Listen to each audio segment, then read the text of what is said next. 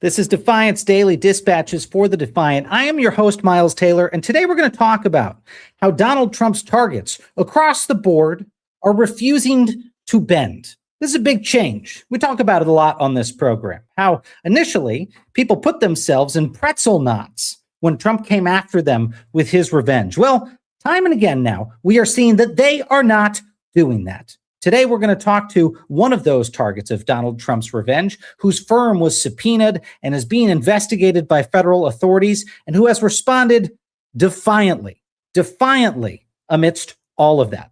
Then we're going to talk about Disney and how ABC is growing a little bit of a spine, Disney's ABC, and fighting back, suing the Trump administration over its efforts to suppress First Amendment protected speech. And then tonight, a small victory in Big Bend, the national park, where the Trump administration was trying to upend the national park to build their border wall. CBP has halted construction as pressure has ramped up on that project. Overreach to the max. And we're going to talk to some folks today who helped make that victory possible. Before we dive in, let me just say, if you're not familiar with us, here's the one web address I want you to go to tonight, defiance.org. Go take a look. If you're not convinced that this is the fight you want to be in, by the end of reading that site, then okay, we made our case. But I'm pretty sure you're going to go there and you're going to see why it's so important for you to jump in, for you to sign up for our updates on how to defy Donald Trump and his abuses of power, and if you are so inspired, to become a member of the nonprofit Club for the Courageous, and every single week participate in actions to counter Trump's corruption. That is why we exist. That's why I'm doing this every single day of my life. I could be doing other things. I could be making money. I am here to fight back against this man until he is gone. I hope you will join me in that. That is what I'm committed to until Donald Trump is gone from office. I want to bring in my Defiance.org co-founder, Xander Schultz, who is also committed to that mission. Xander, there is a lot to talk about today, my friend. Or do I have you? Maybe I don't have Xander. I think you have me. There we go. I've got there Xander. We go. There he is. There's my guy. There's my guy. Yeah. Fantastic. How are you, my friend? I'm doing good. I think you're right. Unless you like high gas prices and no rights, then you can do nothing. But otherwise, come join us. We should add that onto the site. Here's the his call to action. If you like the high gas prices, go that direction. We do have, if you get to the very end of that page, we do have a link that basically says, if you want to submit, you can click here to submit to your rulers. A lot of people have said, I want to click that link, but I'm worried about what happens when I click that link. It just takes you to the White House website. It doesn't install a Trojan horse on your computer because you already installed that Trojan horse into the White House. It couldn't be any worse than what is already The horse is in the house. The horse is in the house. The horse is in the house. So anyway, there's that, Xander. There's that.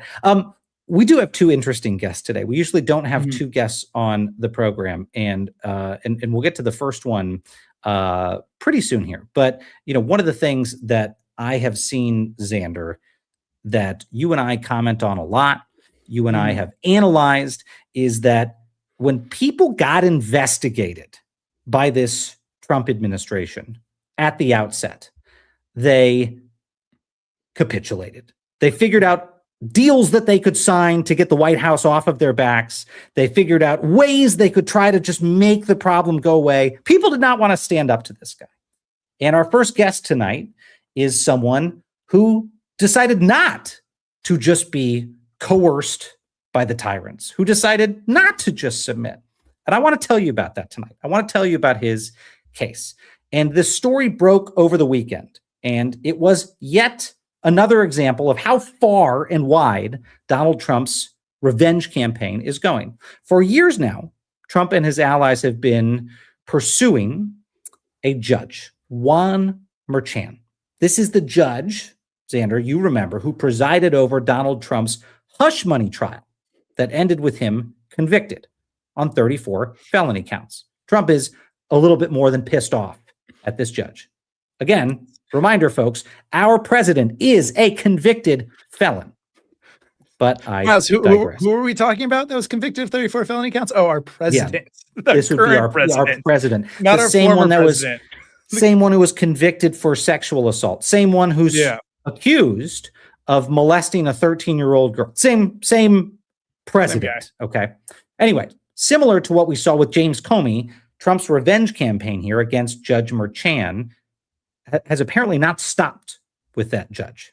He also went after the judge's daughter, Lauren Merchan, who worked for a Democratic fundraising firm called Authentic Campaigns. According to the New York Times, we now know the U.S. Attorney's Office in Chicago has spent the past year investigating that firm. What a coincidence. Going so far as to subpoena them to hand over communications with top clients. And this is not like Kellogg, Xander. This is not, Barnes and Noble.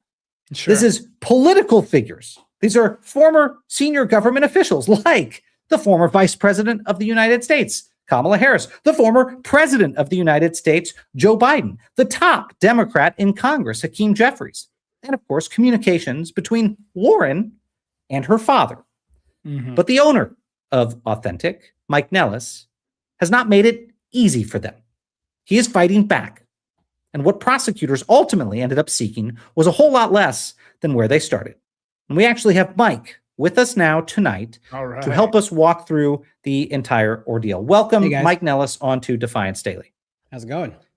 Good, Mike. It's great to see you, my friend. I'm glad to have you on as a fellow card-carrying member of perhaps the shittiest club on earth, the Trump Revenge Targets Club. It's great to have you in that club. I was going to say, are you also a long-suffering Cubs fan? Like, what are we talking about? Dang. Yes. You've got a couple cards.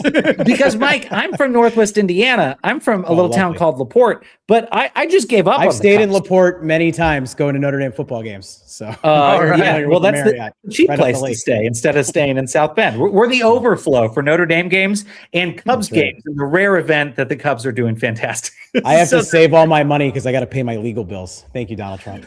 Well, let's talk about that, my friend, because this didn't start with subpoenas. This began with apparently with a Republican member of Congress. Can you walk us through it from the start and tell us how this came about? Yeah, well, it starts even further back than that, because in 2023 and 2024, as Trump's felony case for fraud was moving forward, Laura Loomer created an online conspiracy theory about my business and my business partner, who is obviously related to the judge, which you already covered. And I feel really bad for her that this continues to happen for her, and her family continues to happen to our firm as well. The conspiracy theory is not even worth walking through, but you'd essentially have to believe that all of the money that Democratic candidates pay us to run digital advertisements for our clients, so that's Kamala Harris, Adam Schiff, Gretchen Whitmer, a whole bunch of others, is actually a bribe, and that we've been doing this over the course of 10 years to bribe a judge. It makes absolutely no sense. There's zero evidence of any criminality. They couldn't even articulate what law we had broken is, but Laura Loomer likes to slap an arrow on an FEC report screenshot and then go, look, crime, and then a bunch of people believe her. And in any other sane world, a crazy conspiracy theorist would be on the street corner wearing a tinfoiled hat. This one has access to the president of the United States, who listens to her. And so she got Jim Jordan and the House Judiciary Committee in the middle of the presidential election in 24 to open an inquiry into our firm to subpoena us. And they asked us for a bunch of stuff, most of which didn't even exist, which we repeatedly told them didn't exist, and they didn't care. Like, they wanted all of my communications between me and Kamala Harris. I was a senior advisor to her in the 2019 campaign. I haven't spoken to her since then, certainly not since she's become vice president. Kept telling them that they didn't care. We basically told them to pound sand, because I believe what the subpoena was an attempt to get private communication between me and my clients in the hopes that they could find something embarrassing that they could leak to the Daily Wire to get a cheap story in the middle of an election. And I wasn't going to let that happen. And by the way, a lot of the times I learned about the letters that Jim Jordan was sending me was because they were leaking them to right-wing press before they even made their way to my inbox. So they were clearly playing political games. We were one day away from them holding me in contempt of Congress. And then I believe it was early October, they shut Congress down after passing the supplement to keep the government funding. They closed them down. So they ended up not doing it, I think because Jordan is a coward. They also never called me to testify because he's a coward. And so then a full year later, I assume this is over. Then there's a DOJ inquiry that's basically exactly the same thing. And I have to be careful about what I say about the DOJ's inquiry because it's considered an ongoing matter, but it's just crap and it's harassment of a private citizen. They're harassing the judge because they don't like his ruling. And he ruled very fair as far as I know. Every legal expert I've seen has said that he handled himself above board. My business partner certainly has never done anything wrong. My former business partner, excuse me, she's no longer with the firm. She doesn't deserve this. Neither does our staff. Laura Loomer has sent me death threats for me and my son. Her people have sent me death threats. I had to buy a gun. I got my concealed carry license. It's just been like a really weird, strange year. And to be honest with you, the only reason I became a content creator was because I was like, well, screw you. If you're going to drag me into the light, I might as well do it right. Started buying like a nice camera and some lights and taking it seriously. Oh, Mike, I too am a reluctant concealed carry guy. That became one over the last year. I'm sorry that you experienced. I would say I'm no longer the reluctant one. Yeah, I'm not reluctant anymore. I kind of like it. I now fully understand the need, given all the crazies out there coming after me. But we're originally acclimating Xander. I mean, I find that the Trump era has made me more of a federalist than ever before. I'm just like, leave me alone. Oh my God, we talk about that. I love hearing that from I just you, want to Dems. live under the love rule that. of Governor J.B. Pritzker. That's all I want. So. Miles and I talk about that all the time. I'm sorry you got stuck with the Laura Loomer, Jim Jordan, Donald Trump nightmare sandwich. That might be the worst sandwich of them all. Well, it's a nightmare blunt rotation for sure. Yeah, nightmare blunt rotation. The New York Times brought up this that the DOJ issued these subpoenas, but you continue to fight. Can you tell us more about what went down? I know you mentioned this earlier, as carefully as you can, and what they ultimately came away with, because it seems a bit fruitless to me. But I could be oversimplifying it. I can't talk about the ongoing matter.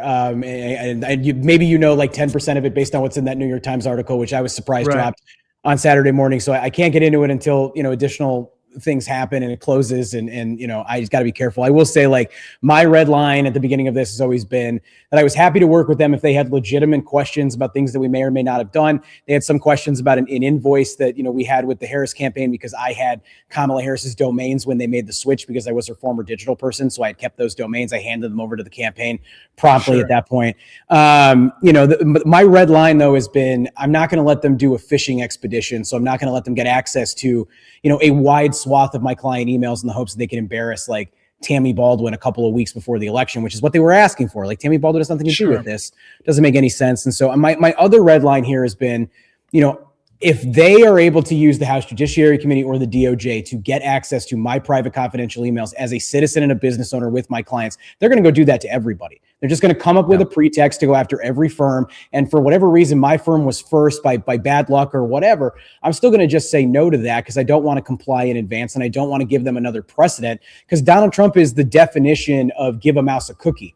All the people who acquiesced to him at the beginning of this second term, you think the media outlets, the law firms, everybody else, what did Donald Trump do? He came right back. Like, ABC rolling over him on the George Stephanopoulos stuff didn't make Donald Trump less likely to go after Jimmy Kimmel in The View. So nothing satiates the guy. Nothing does. Mike, I want to know, after the experience that you've had on this with the Republicans on Capitol Hill, with the Trump administration carrying on the matter, I've lived so many of the beats of your story, and so many other people have as well, but a lot of them have done it differently, right? I mean, we use the example of the law firms so often, but these were people with far more resources than you. These were people who committed to a career of defending the United States Constitution and the law.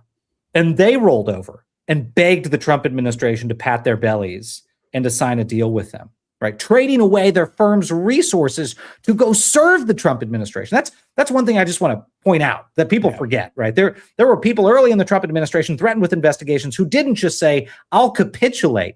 They said, I will come fucking work for you.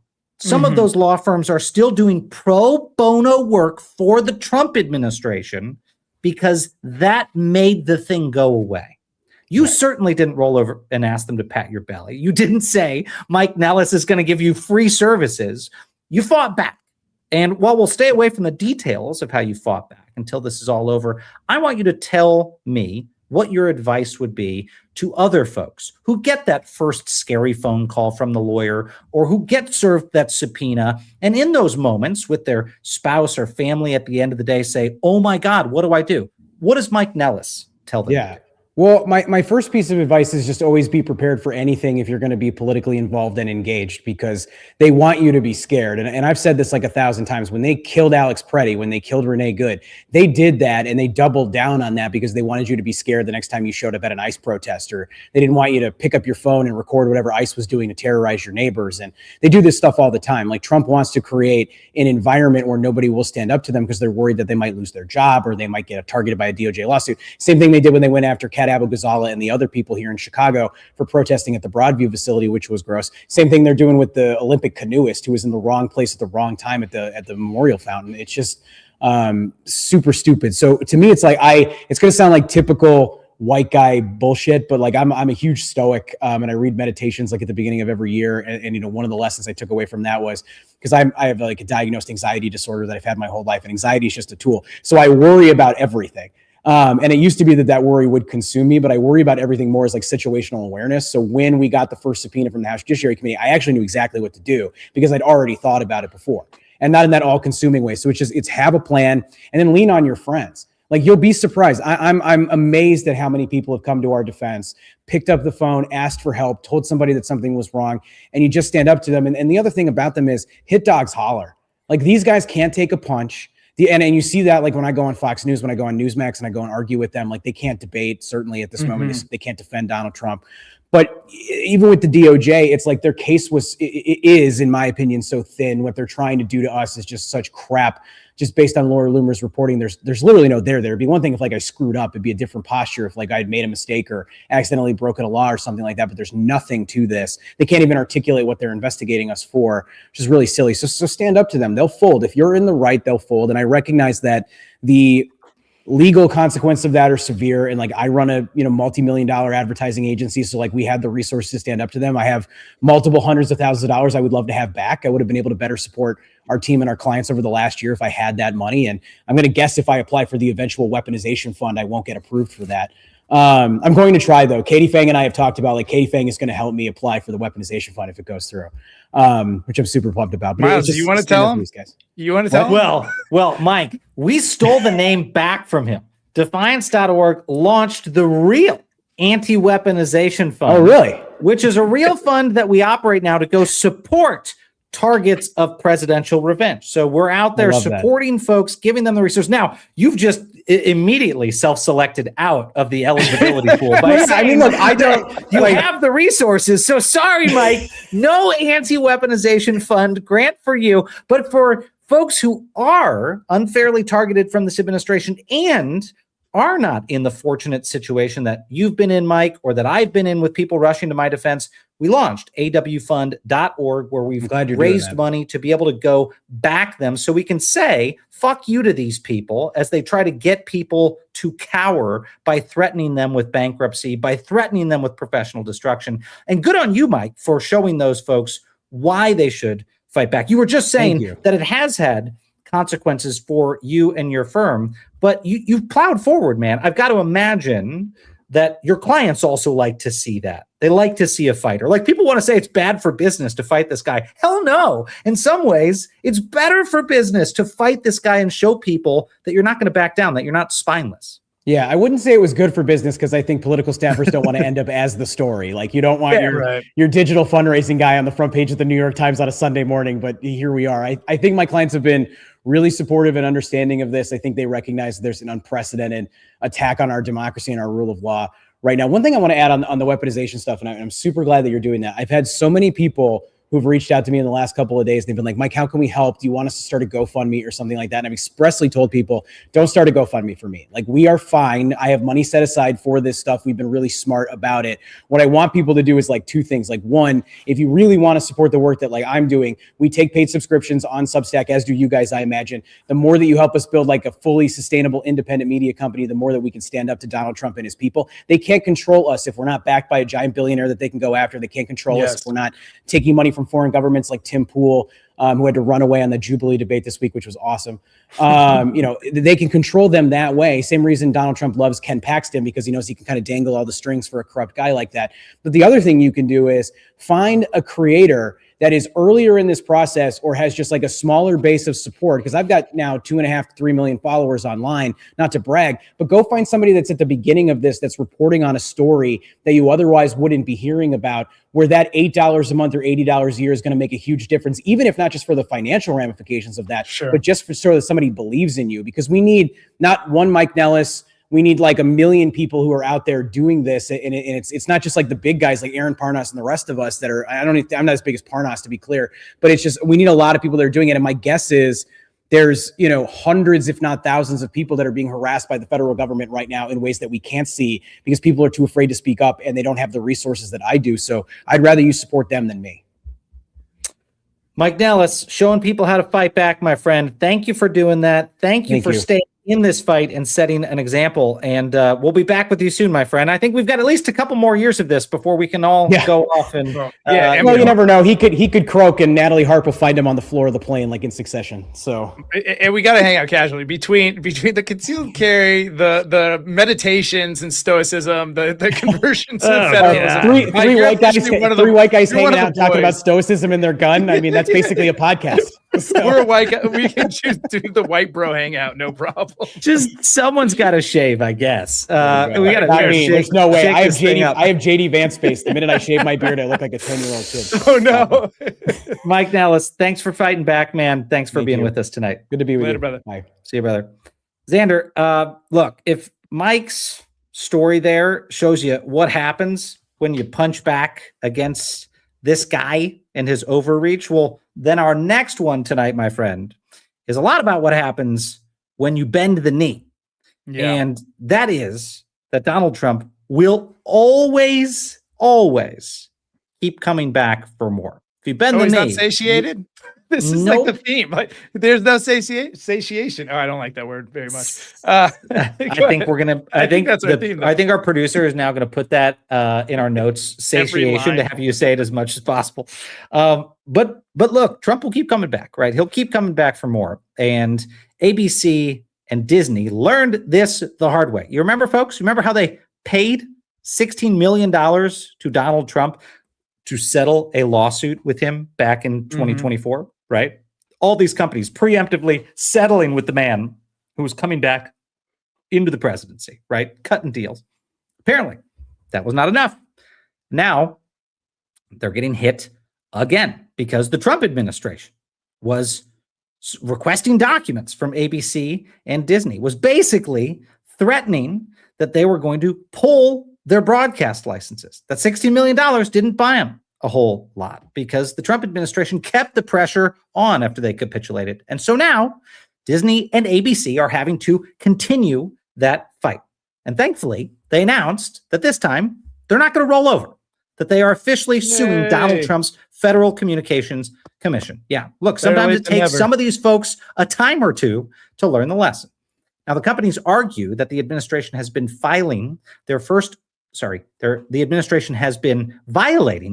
Amendment rights by using the power of the FCC to retaliate against ABC for coverage and programming that Donald Trump doesn't like.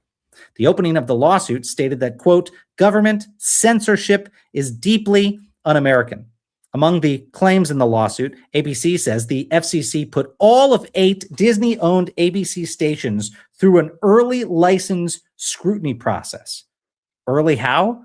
Years early, Xander. They were not up for renewal for years. Yet the FCC, who's been targeting Disney and ABC, evidently for political reasons, said, why don't we pull that scrutiny a few years forward? Maybe create a little leverage. Then there's also the issue of Jimmy Kimmel. Brendan Carr, the chairman of the FCC, Donald Trump bootlicker extraordinaire, has warned Disney that it could do things, quote, the easy way or the hard way, amid Donald Trump's demands to punish Jimmy Kimmel. Yes, that gangster-like rhetoric was the avowed conservative head of the FCC. The easy way or the hard way, he said. And then there's ABC's programming. Disney says the FCC launched investigations and threatened retaliatory consequences over not just ABC News and Jimmy Kimmel, but The View. They argued that The View was having too many Democrats on their TV show. And so the Trump administration ratcheted up the pressure, tried to intimidate the View from having elected figures onto the program. This, I think, my friend, is, again, as we said earlier, this is a case study of what happens when you bend the knee. They come back even harder, right? They paid him $16 million, and the Trump administration said, well, how about we go for the whole enchilada, right? How about we threaten the entirety of your network? It's also a lesson, though, in why you fight back. Because I'm going to guess that this lawsuit completely puts the administration on its heels. Why? Right. Because we've seen in other cases where this happens, like when the Trump administration, when Donald Trump sued the BBC, and then instead of settle, they fought back. What did that mean? Well, it meant that they got to go have discovery. It meant that they got to go ask the other side for its own background materials about how it reached its decisions. And I suspect that because Disney and ABC are fighting this, the Trump administration is going to say, maybe we don't want all of these things exposed in court. So I say, keep the fight going, take these assholes to court, and see everything that you can get to expose their revenge campaign. What say you, Xander? I know you're going to say they should just settle. Well, are we not sure that Brendan Carr was advising them to fight? He just said the easy way or the hard way. And apparently the much easier way with the Trump administration is to fight this thing. And then they drop the case and go away. The much harder thing is to settle with them and then have them come back to the table for more and back to the table for more. So maybe he was giving good advice. We don't know what he was implying there. Now, I have not read the entirety of their filing, but they missed a real opportunity if they did not cite back to that quote in their filing. And I don't just mean 100%. in terms of the revenge, but if, like they should have ended the thing with, we've decided to take the easy way, which is doing the right thing in this case. It's easier to do the right thing against these guys. It's harder to settle, as you just noted. I mean, I say that jokingly, but like we're starting to have a decent amount of data. The first people to go first, it's very brave, right? And this is why Disney didn't go first. They're not a very brave company, right? Guys like Mike Nellis and others have jumped in before them. But there's starting to be enough data that makes the case. Like people actually do take the easy way most of the time. It is making the case over and over again that the easier way is to fight it, win in the court of public opinion, make the administration drop the case because they're just weaponizing investigations. By the way, this is true with the Justice Department writ large, our justice system writ large. Most times when people pay cash bail and are willing to go to trial, their cases are dropped. We saw that in protesters that were arrested. The only protesters that were convicted were folks who took plea deals, oftentimes because of poverty, they couldn't get out. But when you fight the case, it is actually pretty hard for the system to prove you did what they say you did. And most of the time they do drop the case. That's true at the lowest level with protesters that are arrested on the weekend and at the highest level with the federal court, weighing in to try to sue giant corporations. Well, I also think that one of the things that we have been learning with these stories is that it's almost like the business world, Xander, has been the latest segment of society to the Defiance party, right? They've really come into this thing kicking and screaming. They did not want to fight Donald Trump, right? A lot of them really wanted to settle. I wrote about that this morning. If you have 5 minutes later on and you want to go read that essay over at defiance.news, I wrote about this morning a group chat, an encrypted group chat that I really shouldn't still be in. But I think I think the organizers, you're our version of the Atlantic in excess. I think the managers of that group chat forgot that an enemy of the president was still in the group chat. And this is a number of AI company and tech company and venture capitalist figures. And, I didn't out any of them today, but I've been ignoring that group chat and all the personal life group chats that I've had out there since we launched this effort, because my sole focus right now is beating this guy, defying Donald Trump, restoring the rule of law. But I went in there and I was curious just to see what the vibe was, because a lot of these people I knew from a previous life as tech company Democrats, as anti-Trump folks, as very moderate Republicans who couldn't stand Donald Trump. I wanted to see how were they talking about politics, if they were at all, in that group chat. And none of this is surprising to you, Xander, but so much of the mood in there was this bizarre sort of like effort to bend over backwards to find ways in a private group chat to laud the Trump administration. Like some of these people I know absolutely deeply in their bones loathe Donald Trump. Some of them spent millions of dollars to combat the guy. And Right. people in this group chat are praising the administration, sharing articles about cool things the administration's doing in tech. And then when something really egregious happens, if it gets brought up at all in this chat over the course of the past couple of months, there's like these very tepid responses of, ooh, that doesn't look so good. And then they move on and they don't talk about it anymore. I mean, it was pathetic to read. And it's because the phenomenon here is one that is, as I wrote this morning, sort of foreign to the United States, but it's endemic in autocracies. And that's the phenomenon of social fear, is people worry that they're going to get ratted out to the regime. People worry that they're going to get bested by their rivals who go and tattle on them. People worry about the retribution against the ABCs and the Disneys and the Mike Nellises of the world. And so they hunker. They reinvent their entire personality and their politics. But you don't have to jump into this, this encrypted chat with me to know that. You see some of these figures doing that in public. You see the Tim Cooks who hate Donald Trump going and lavishing praise on him in the Oval Office and giving him awards. You see the Bill Gates that have been hounded for years by Donald Trump on his social media, going to the White House for dinners with the man. The Sundar Pichais of Google, the Mark Zuckerbergs who spent millions to oppose Trump in the first term. You see them all just going and kissing the ring. It's pathetic.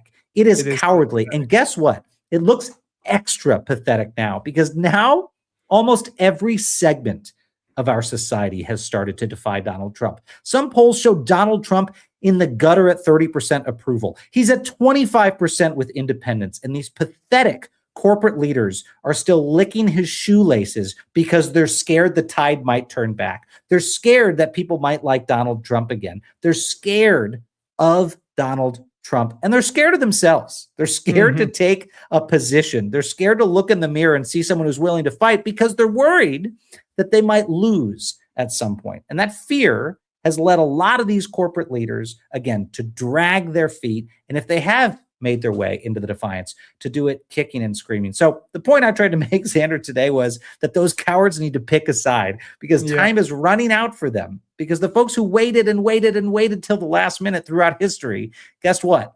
They got called at the end of the day, the regime compliant capitulators, right? They got called the ones who ended up backing the autocratic activity, backing the illegal activity. Some of them showed up at Nuremberg. Or if you look at Russia, some of them at the end of the day get thrown out of windows, right? That's what happens in autocratic regimes. They get thrown out when their side wins. They get thrown out as soon as they're not useful. I know we got to keep it moving. I wrote down one thing though, as you were saying this. Elites are followers. They're not going to pick a side until we force them to. We saw that with politicians. We've seen that with companies. We've seen that with influencers. All of it, what they are good at is trying to synthesize what is the easiest possible route to their success, right? What gets them the most followings with the least amount of work, the most sales with the least amount of work. For a while, they were saying it's to go with this guy. Disney, who was our story here today, found out it's fucking expensive.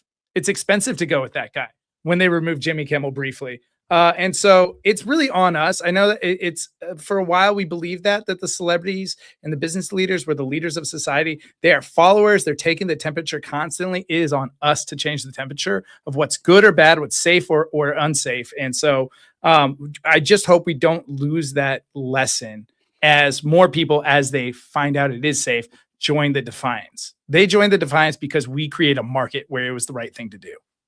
Yeah. I mean, I know we got to move on. The last thing I'll say on this front, though, and we'll talk about this later in the program, there are people that are a part of this nonprofit club that I know who are 10 times braver than some of these big tough guy CEOs. And I don't say that in some trite way like, our Defy ants are brave. They are vastly braver, more integrity than these titans of industry. And folks who are listening, I want you to remember that because as Xander just noted, you all are the literal reason that this tide turned. One by one, up to millions across the country, you decided we're sick of this. We're not going to put up with it. And as Xander noted, the elites are just following your lead. That is what is happening right now. They are following your lead. When you see MAGA podcasters bailing on Trump, well, it's because ordinary folks said, well, he broke his promise on the Epstein files. I'm out of here. When I'm you out. see the Jimmy Kimmels of the world fighting back and mocking Donald Trump, that's because you, the audience, are saying, don't give in to this guy, We're right? going to follow you. Yes. We're going to cancel our subscriptions. It is you. That is the story that will be written when this stupid shit is over. When the Mike Nellises of the world are done getting dragged to court in revenge campaigns, when the ABCs of the world have long since won their First Amendment cases, when Donald Trump is far, far from the Oval Office, the story that will be written is that the Defiance was written from the grassroots in this country. That will be the story. Now, Xander, in that vein, we're going to end today with a story about a fight that has not gotten nearly enough attention. This is down in Texas, where the Trump administration has been pushing this huge border construction project through Big Bend National Park. Gorgeous place, stunning national park. If you haven't visited it, it is one of America's national treasures. It's a tiny national treasure compared to some of the other national parks, but a treasure no less. Earlier this month, bulldozers went roaring into the park after the Department of Homeland Security, my former stomping grounds, waived dozens of environmental and preservation laws to fast track some construction work, some demolition, so they could put up Donald Trump's border wall. But after nearly 2 weeks of construction and growing opposition, something happened. Something happened. And I'll tell you what it was in just a second.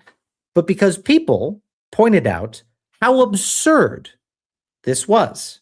This was not a place, Big Bend National Park, that was, and I can tell you from firsthand experience, was not a place of massive border incursions, of caravans of illegals pouring into the United States. In fact, Big Bend sort of served as a natural barrier to people coming into the United States. They would often just go towards ports of entry on either side of that national park.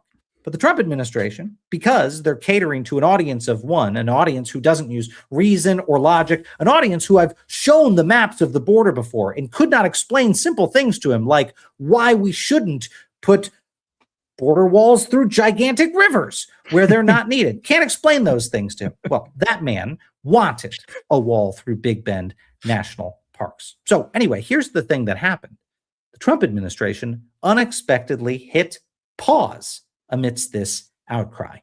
CBP Commissioner Rodney Scott announced yesterday that he had halted construction so that he himself could travel to Big Bend and evaluate the project and meet with local leaders, which raises the obvious question here, which was, why the hell wasn't any of that done before the bulldozers moved? Yeah, no in? shit. Xander, I can tell you from experience in other places where the border wall had been installed, there was often extensive consultation with local communities. Some of those communities very much wanted the wall installed.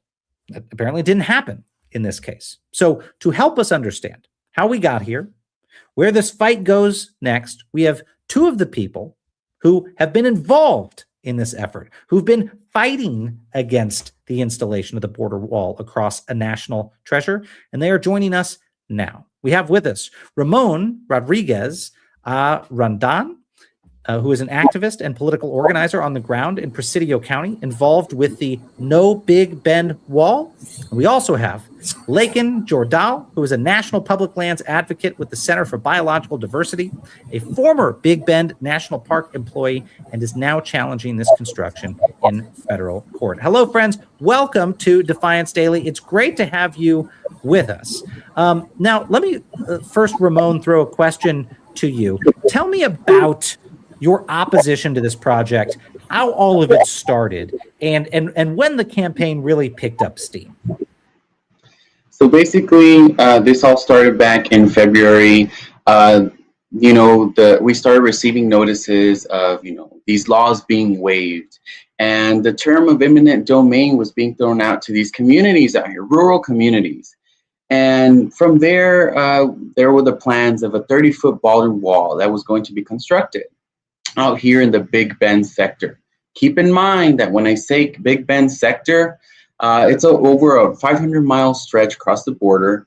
That is the least cross in regards to immigration And then eventually, that's when No Big Bend Wall Coalition was created, with many community members, many people from across the area, the region, across the state, and now even people from across the country that are joining us in this fight. And basically, the idea is that we're going to continue being the opposition for this.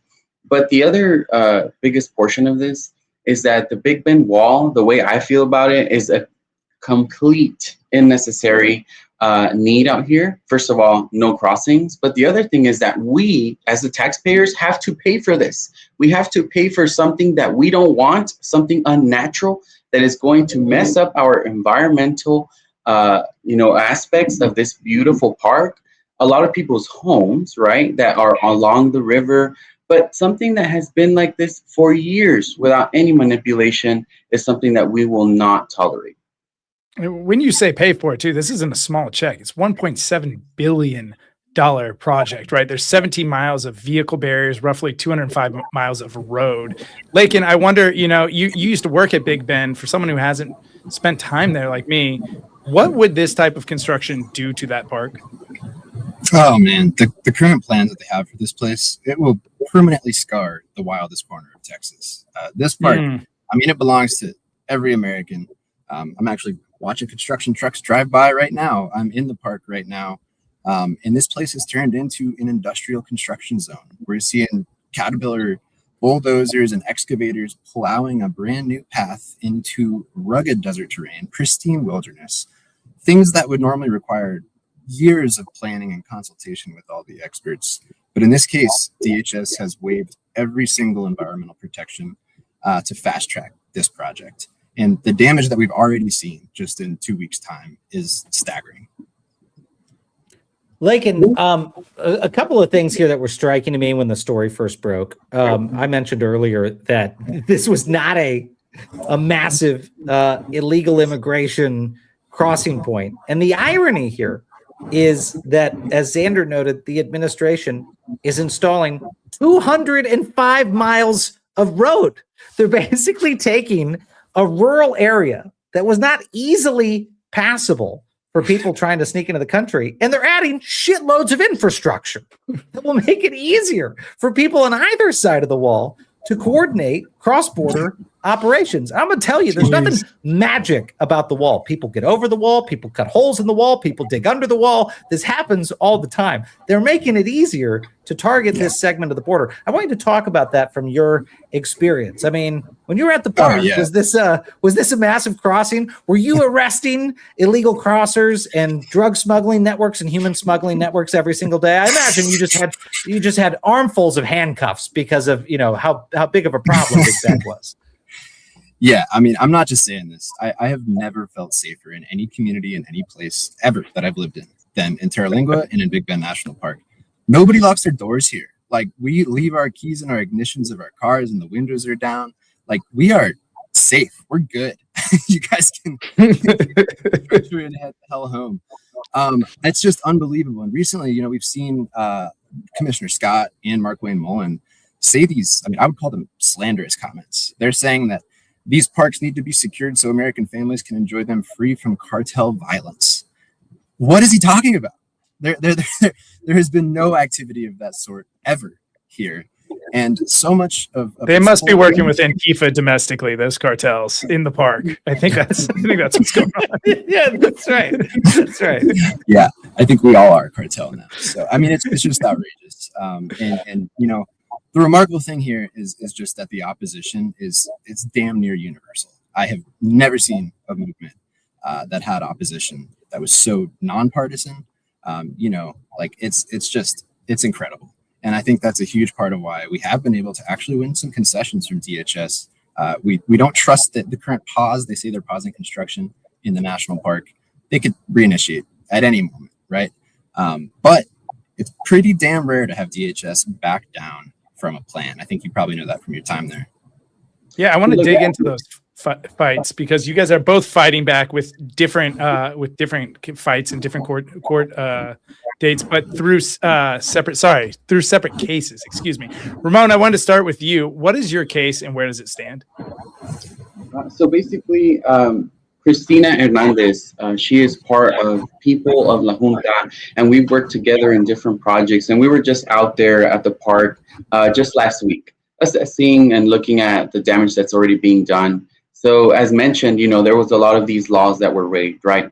But one of the laws that wasn't waived is that aspect of the religiousness, right? The religious freedom part of it. And the idea is that since that was not waived, that's something that we can lynch onto and hook onto.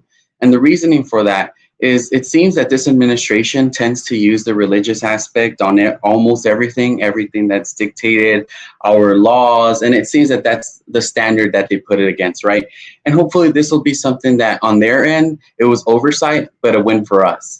Because there are cultural, archaeological sites that are right in the path of this that will be completely destroyed, demolished without any care in the world. But again, those are our ancestors that have been here for years and years, thousands of years.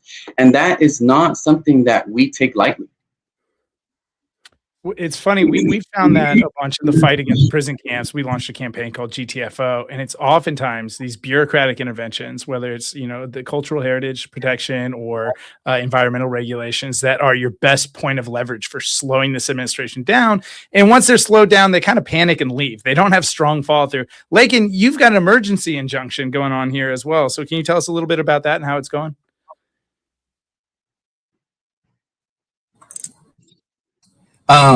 We just filed last night for this emergency injunction. We are asking the judge to stop all construction activity across the entire Big Bend sector, the whole region, until the judge can actually rule on the merits of our case.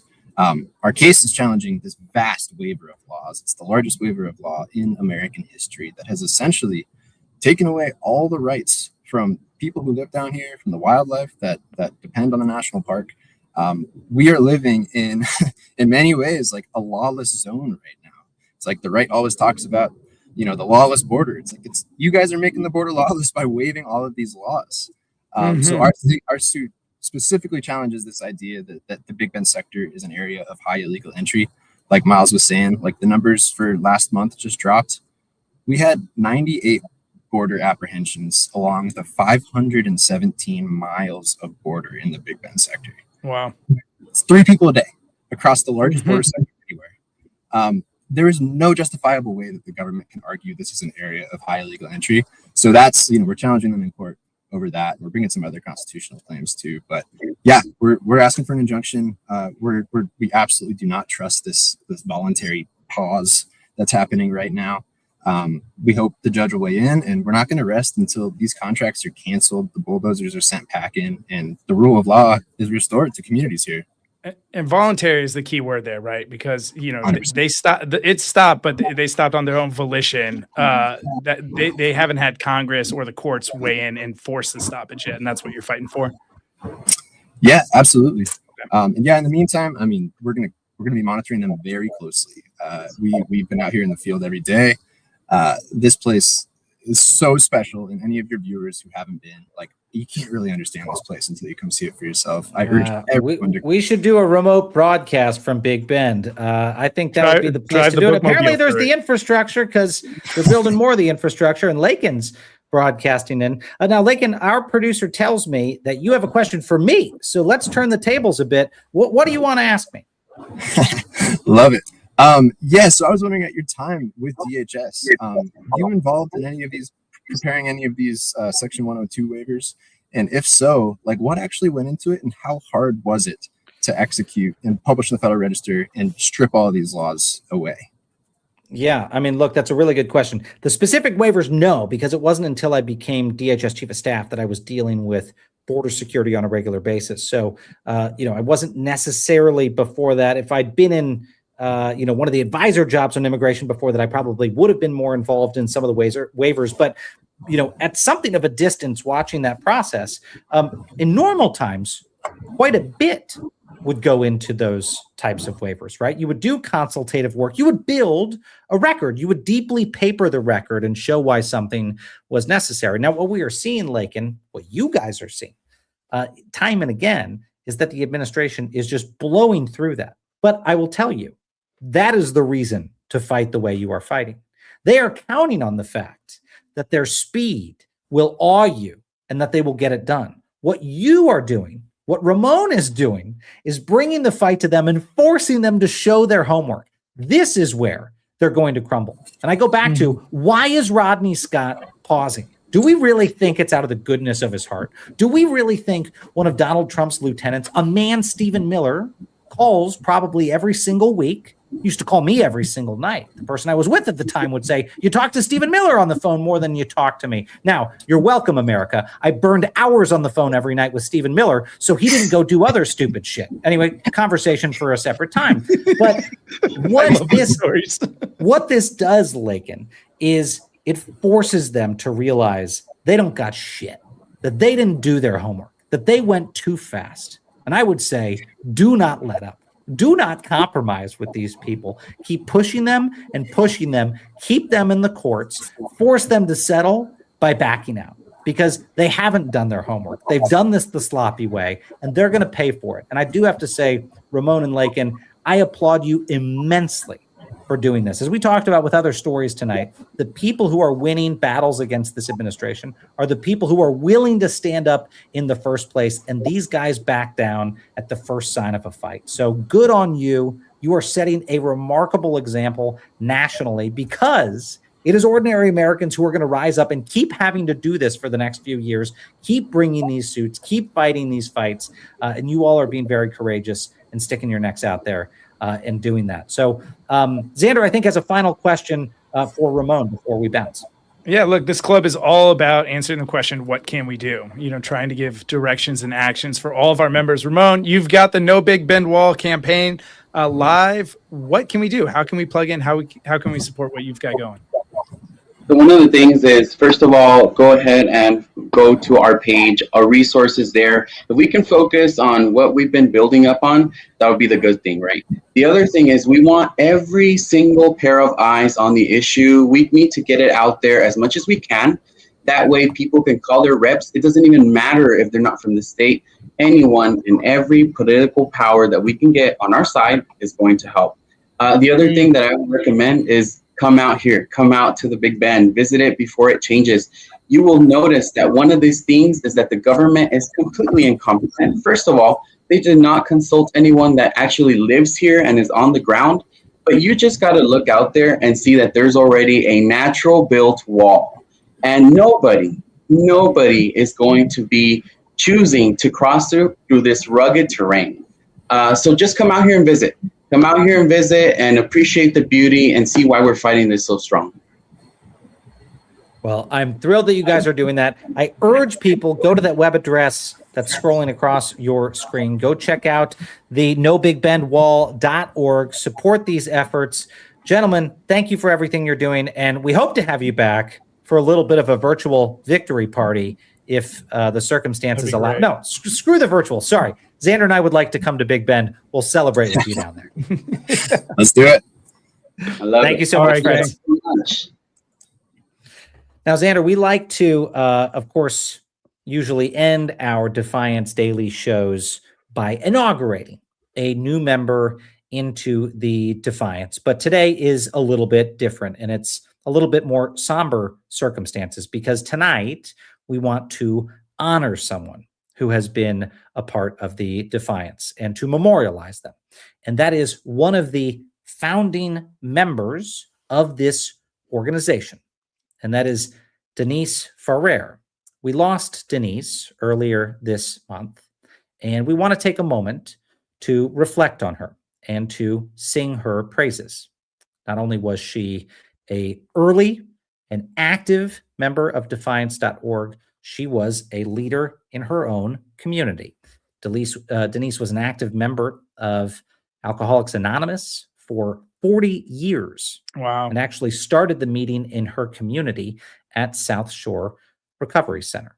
She loved being outdoors with her dog. She loved spending time with her family. And she loved defying the corruption that we are seeing in this country. I probably heard from Denise every week and interacted with her almost every week since we launched this organization. She was passionate. We talked about everything from AA and sobriety to the effort to bring the fight to Donald Trump and his enablers. Xander, we lost a good one this month. And I know you also had a lot of interactions with Denise. I would put her easily in among the most passionate people in the Defiance family, and someone who brought a lot of people into this effort. You know, one thing I'll say, it's such a appropriate way to end this episode, because we've been talking about all day that it's the everyday people that are going to lead and the elites that are going to follow.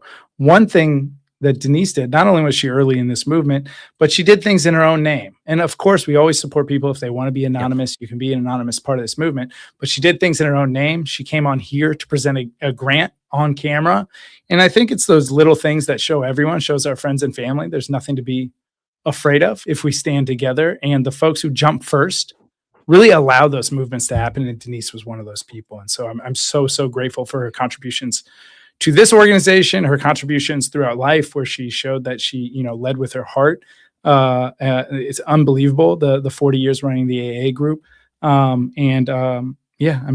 just really grateful. There's, there was a Denise here, and there's people like her all over that are helping us get through this moment, showing us how to lead and live. I'm so glad that you cited the example of her participating in Defiance so proudly in her own name, probably once a week. And, our ops chief, Drew, can vouch for this. Probably once a week, we get inquiries from people saying, what are the mechanisms you have set up for people to, covertly donate, not covertly, but, for people to privately donate to the organization, and how do they communicate with you using Proton Mail and secure encryption? And, are there special signal groups set up to receive requests? Now, we actually do have a signal group for founding members, just because it's an easy way to chat with them. That's actually how we often talk to Denise. But, we'll get outside inquiries saying, I don't want to reach out to you guys unless it can be via Signal. What are those, secretive encrypted processes you have set up? And, we often give them a cordial response, and we say, here's our privacy policy, here's et cetera. But there are times where I want to say, look, this is intentionally not a secret squirrel effort. We're not operating an underground resistance. This should not be an underground defiance in this country. This is above ground.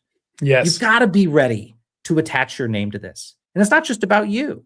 And I don't want to shame people, but my message to them is, if you are not willing to stand up in your own name and say you're opposed to the craziness, you are making your neighbors live in a more dangerous place. Yes. And their neighbors in a more dangerous place, because the message is, we need to hide. And if you didn't learn from our story earlier, when you hide from these people, they come after you more aggressively. When you stand up to them, like Lakin just did, like Ramon is doing, they back down. That's what you have to do. Denise lived that legacy. I'm so glad you said that, Xander, because she was so public in her support for efforts to fight back against the corruption and to restore the rule of law. That is the message. So no, we didn't set up this organization for you to find a way to sit quietly in the corner and the lights off and say, I'm fighting this guy.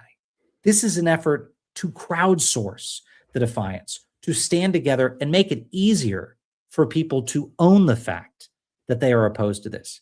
You have free speech rights in this country, whether this administration tells you that you do or not. Right. But it will be so much easier for them to take them away if you do not exercise them. Denise lived that every single day. For that, I just want to say we are grateful for her. We admired her, and she inspired others to be a part of this fight. So Denise Ferrer and your family, thank you, Denise. We are with her family. We send you our condolences. And once again, we are so grateful for her efforts.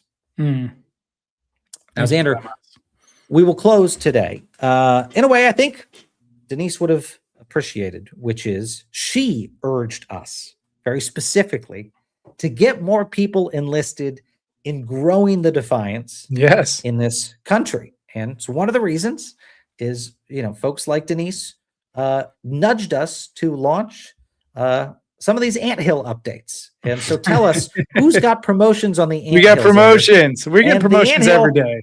is basically people who are helping to grow the Defiance, and they're hitting new tiers. And if you haven't, one of the things you could do to honor Denise tonight is go help spread the Defiance. You can go to defiance.news/leaderboard and bring more people into this effort to fight the corruption.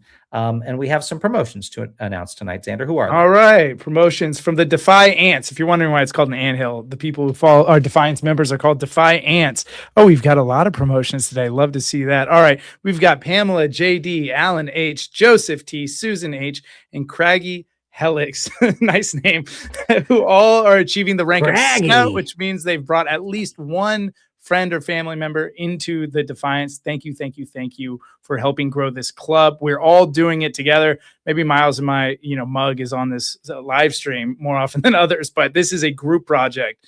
And so let's just keep building this movement. Thank you, everyone.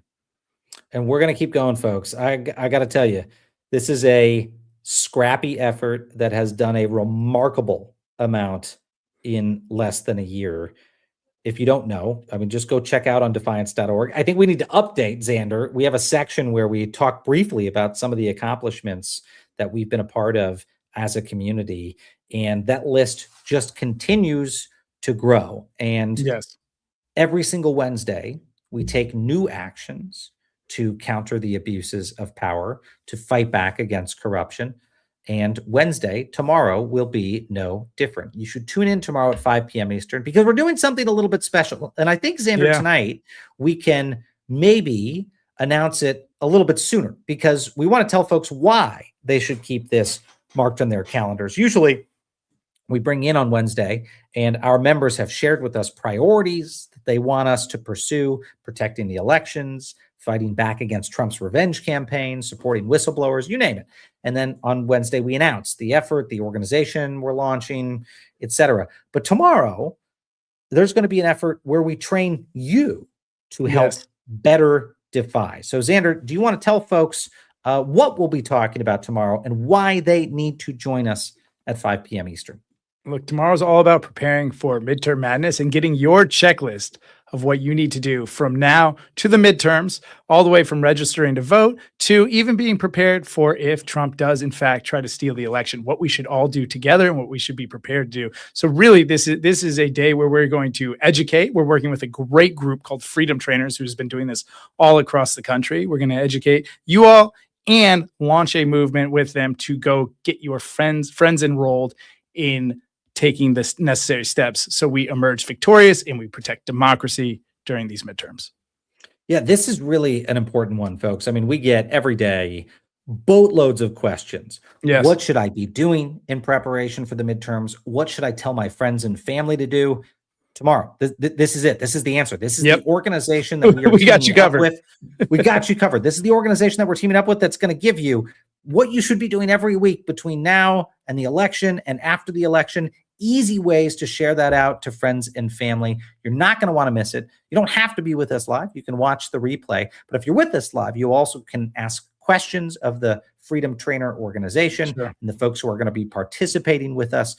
Come be there. This, I also think, will get a lot of your wheels turning about what we as an organization can do in those crucial weeks leading up to the election. We have a number of different announcements about actions we're going to take every single week. But I think tomorrow's conversation will help inspire some additional ideas. So join us tomorrow for our weekly mission brief, where we're going to start this process to take additional actions to protect our elections and to get out the vote and to keep Donald Trump from stealing your democratic rights. I'm looking forward to that. Xander, I just want to say a big thank you to everyone out there who continues to support this work. It is mission critical, what we are doing every single day. If you can't see it on our sleepy faces, a lot of the time, Xander and I are working morning, evening. By the way, I've received your comments about my sleepy face. yeah. You see how sleepy Xander looks when he gets on this program. It's often because I'm getting a text message at 3 a.m. It's like, hey, I had another idea. Or, hey, I had a conversation with this other group. We're churning and burning, friends. We're churning and burning to protect our democracy. This is what we do. If you are not signed up for our free updates on how to fight back, you can do so at defiance.org or at defiance.news. and also consider becoming a member. That's how all of this happens. All of the efforts we take to go defend people in court, to go protest against the regime, to take Trump's name off of federal buildings, to fight back. All of that is because of our members. We don't have a secret billionaire who's pulling the strings and doing these things. It is entirely member funded. That is defiance.org. We hope you will consider becoming a part of it. That's all the time we have today in our program. We are overdue in taking questions from Defiance. We'll hopefully grab some additional questions during tomorrow's show. And as always, join us on Fridays for weekly coffees when Xander and I take our caps off, let our hair down, and take any questions, all questions, even embarrassing questions, even comments about Xander looking too sleepy, which you look spry today, my friend. You look I'll spry. address, in fact, if you tune in Friday, I'll address the sleepiness straight to the camera. That's right. That's We're the going to cliffhanger. reveal We'll to finally you get on to the bottom Friday of this. why Xander's been missing sleep. Thank you, friends, for joining us. Thank you for your support. Thank you for your defiance. In between now and tomorrow, please stay loud, stay brave, and stay together.